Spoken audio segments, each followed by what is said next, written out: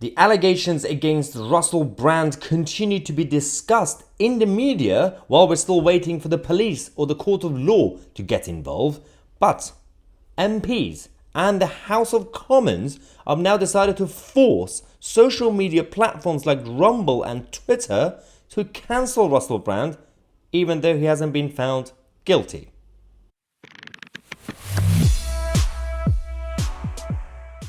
Okay, so presumption of innocence is not really important anymore, apparently.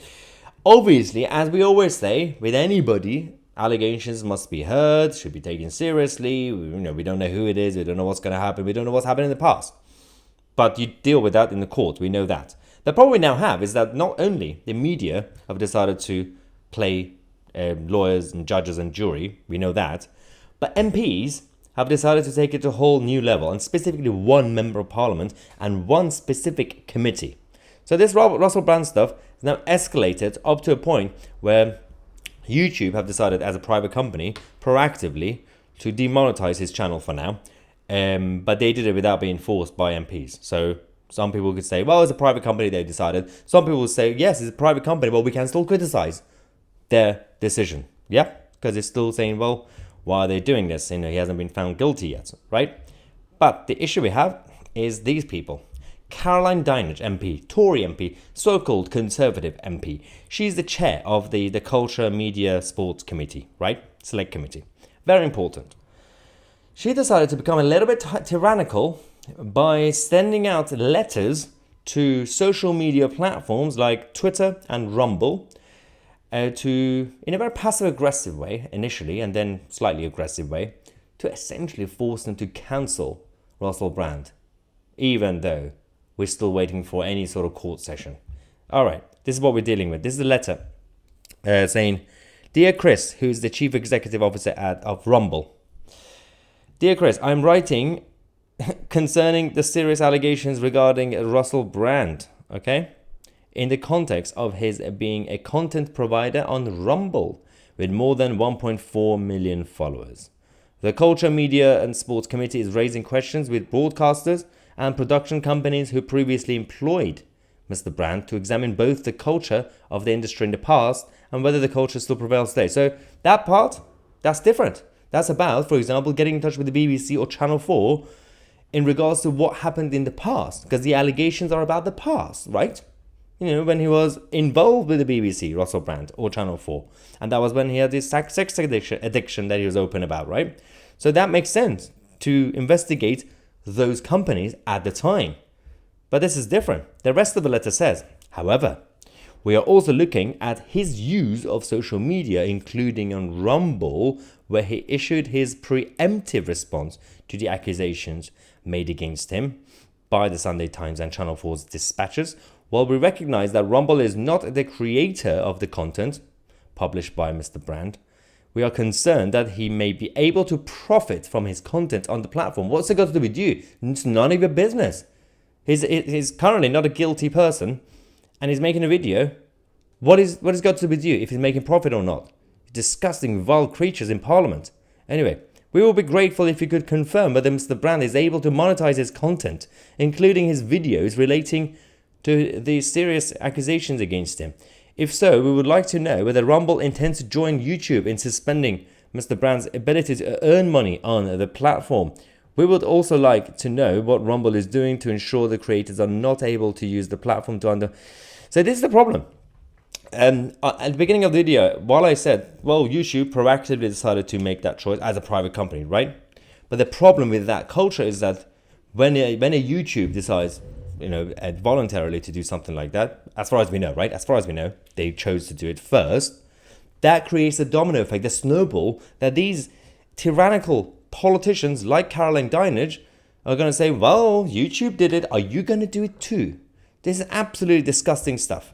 So Chris, who's obviously the CEO of Rumble, Pavlovsky, decided to respond to that letter saying, Today we received an extremely disturbing letter from a committee chair in the UK Parliament. While Rumble obviously deplores any of these assaults and obviously anything bad or serious crimes, We believe and believes that both the alleged victims and the accused are entitled to a full and serious investigation.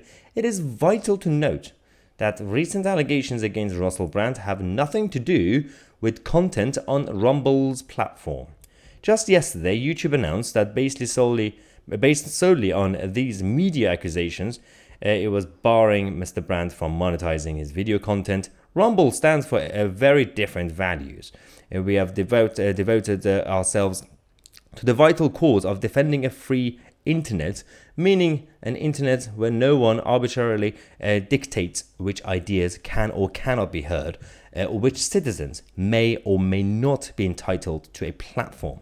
And then it continues by saying, we regard it as deeply inappropriate and dangerous that the UK Parliament would attempt to control who is allowed to speak on our platform or to earn a living from doing so. Singling out an individual and demanding his ban is even more disturbing, given the absence of any connection between the allegations and his content on Rumble.